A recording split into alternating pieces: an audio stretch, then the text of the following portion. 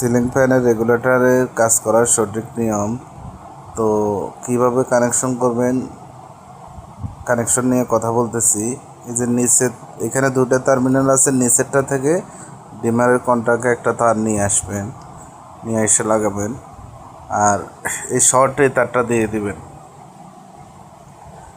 Short তারটা আপনি সুইচের নিচের কন্ট্যাক্ট থেকে ডিমারের কন্ট্যাক্টে এই শর্ট তারটা লাগাই দেবেন। লাগানোর পরে যেটা লাগানো হইতেছে, হওয়ার পরে বাকিটা করতেছি।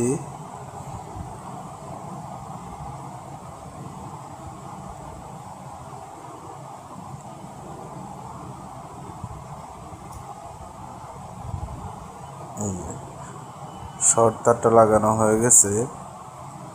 এখন এখানে যে দুইটা তার আছে, দুইটা তারের মধ্যে লালটা আসছে, লাল যে তারটা এটা আসছে সিলিং ফ্যান যেখানে লাগানো আছে ওইখান থেকে।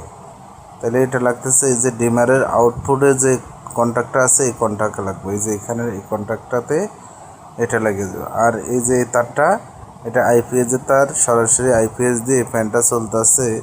এই যে হলুদ তার, এটা পেস। তো হলুদটা আপনারা সবসময় সুইচের উপরে কন্ট্যাক্টে লাগাবেন।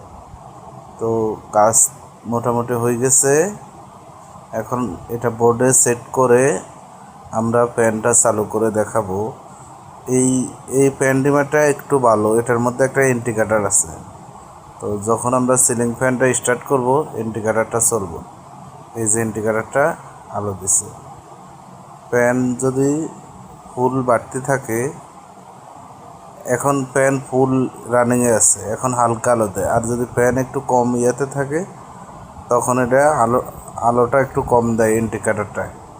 ইন্ডিকেটারটা দেওয়াতে অনেক ভালো হয়েছে। তো সুইচটা এখন ফিটিং করে দিব। তো এর মাঝে ভিডিওটি যদি কারো ভালো লেগে থাকে, ভিডিওটি অবশ্যই লাইক, শেয়ার, কমেন্ট করবেন। তো আরও ভালো ভালো ভিডিও করার মতো আমাদের আগ্রহ জমবে। তো সবাই ভালো থাকবেন।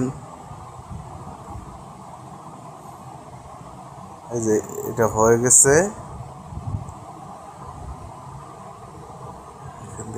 যে বোর্ডটা সেটিং করা হয়ে গেছে, এখন কি করবেন, এই যে উপরে যেই কাভারটা আছে এই কাভারটা আপনারা সবাই লাগাই দেবেন। তো কাভারটা লাগাইতে একটু অসুবিধা হচ্ছে, এটা আমি ঠিক করে দিছি। কাভারটা এইভাবে লাগাই দিবেন, পরে সুইচ অফ অন করে দেখবেন ঠিক আছে কিনা। এই যে ঠিক আছে।